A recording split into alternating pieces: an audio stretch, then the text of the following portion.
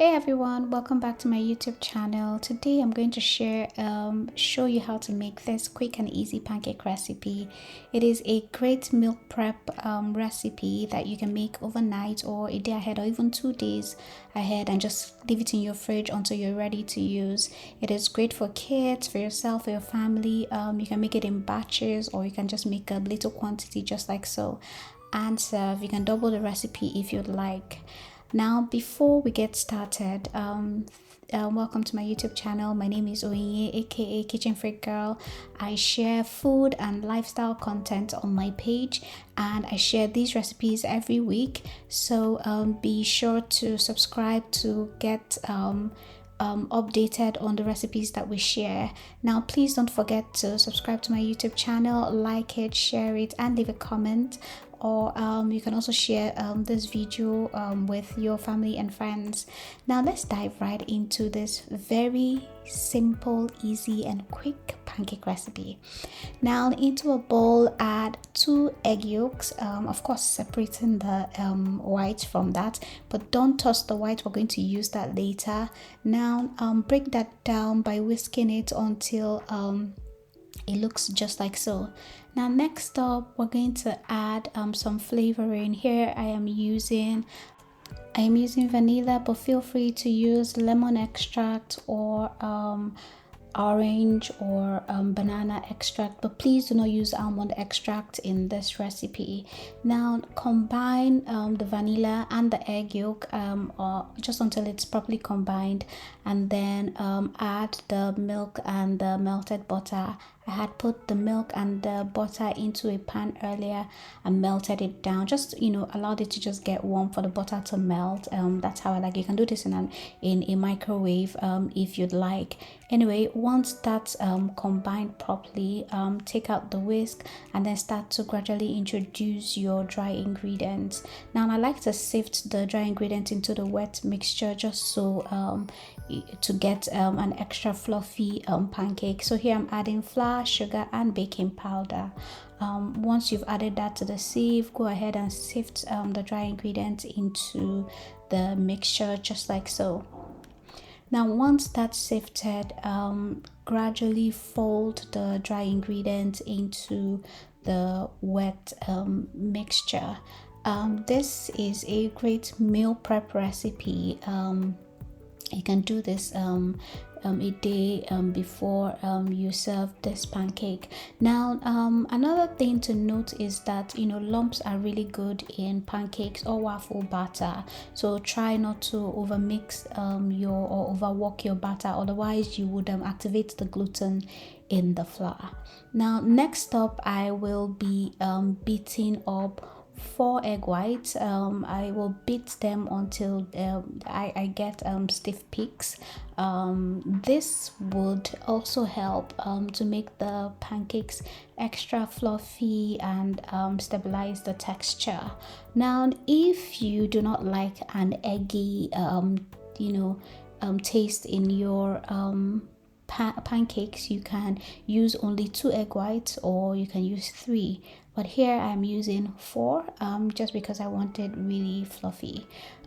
Anyway, so continue to beat that until you get stiff peaks. Pancakes and waffles, I like to think, are food that that require labor of love. It requires time, it requires patience, to make it.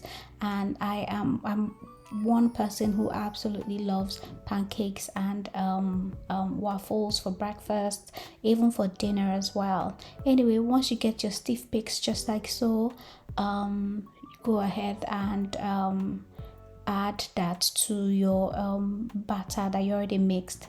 Now once you bring out your batter from the fridge, just give that a good mix. As you can see, I still have little bit lumps here and there, which is really good for pancakes and waffles, so don't be intentional about making it smooth, otherwise you're going to activate the gluten in the flour. Or one thing you can do is you can do the 15 countdown method, which I always preach about.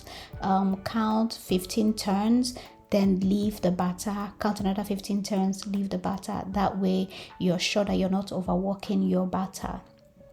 Now gradually fold in the egg whites that we beat earlier into the batter mixture until it is well incorporated. Again, using the folding technique. Do not use a whisk, just use a spatula and just continue to fold that in until it is properly combined. The reason why we're using the folding method is because we don't want to deflate the air that we've already added to the egg white.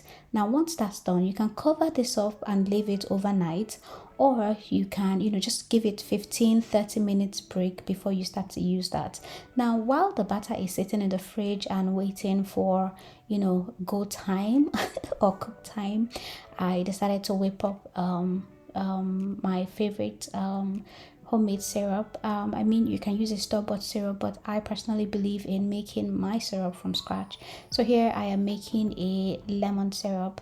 I have gone ahead and zested my lemon. The next thing I'm going to do is to cut the lemon into half and then squeeze the juice into the pan. Now I am using the same pan that I used to melt the butter and the and then warm up the milk. So you see, we have little we're using little equipment in throughout the whole process. We are reusing as much equipment as possible. So I squeeze in a whole lemon into the pot and try as much as possible not to get any seed into the pan, but oopsie, I got some seed here, so I'm going to try and take that out. So the next thing, I have a lemon syrup recipe which I'm going to try to link to this video so that you can check that out. But for this recipe, my little baby came back from school and she wanted something really good and yummy, so I wanted to make something really extra yummy for her.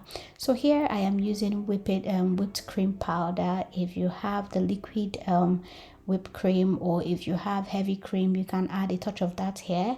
I will also list the full ingredients in the description, just so that you get the proper recipe for this particular lemon syrup. Now I'm going to add some sugar into this, and then I will add some water to allow this to cook down and get all nice and caramelly. Then I'm going to add some butter as well, just for some extra fat and just to make everything glossy and really nice. You don't necessarily have to make this syrup, but like I said, I like to make my syrup right. I feel like it tastes so much better. Now once you've added all the ingredients into the pot, now set that on the stove top and whisk that to combine. The trick here is, because you've added butter and whipped cream into the syrup, this needs to boil. It needs to boil like it's like how you're boiling water. It needs to really boil in order for the butter to emulsify with the liquid that is here. If it doesn't boil, the butter will keep floating. So allow this to boil really hard. I like to stir this occasionally just so that it doesn't burn around the sides.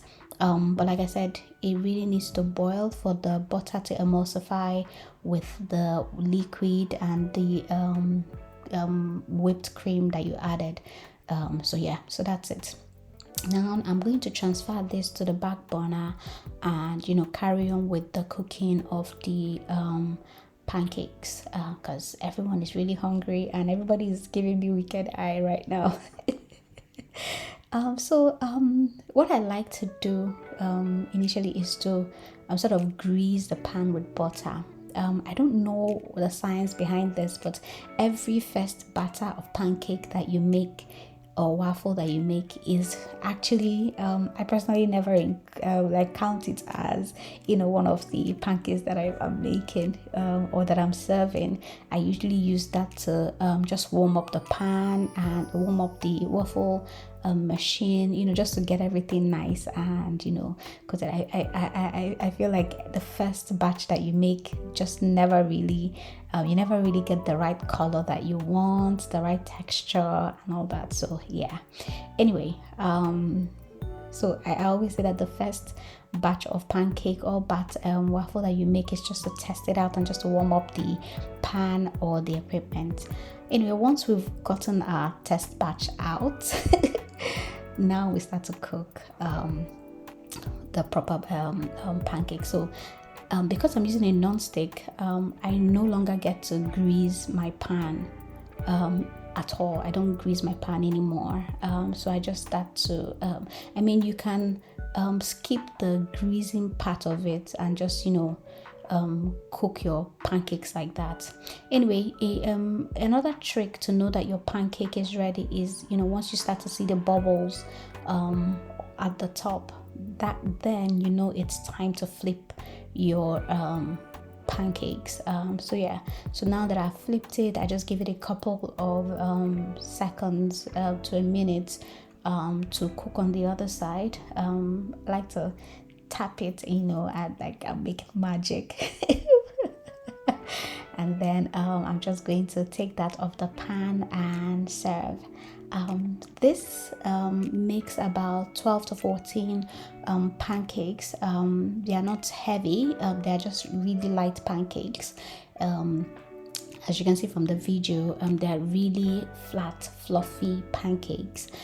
So they make about 12 to 14 depending on the measurements that you use. For this video, I used 1/3 cups for each pancakes, and so that's it. Before you leave, don't forget to subscribe. Don't forget to turn on the post notification. Don't forget to leave a comment, like, and share this video. If you enjoyed this video, feel free to let me know in the comment section, and also leave comments on the type of videos that you would like to see on my channel. So yeah, I hope you enjoyed this recipe, and I hope that you give this a try. The full ingredients and measurements will be listed in the description box below, so go check that out before you make this recipe. And until next time, I love you, munchos.